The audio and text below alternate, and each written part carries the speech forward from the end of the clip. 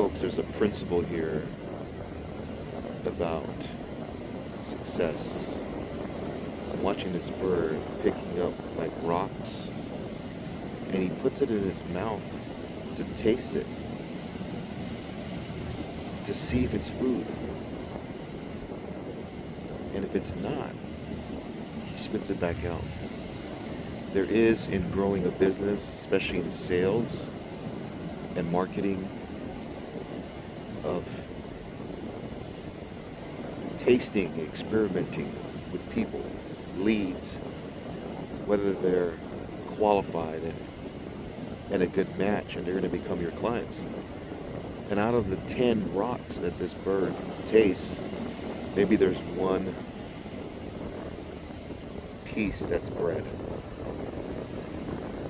We can learn a lot from birds, folks.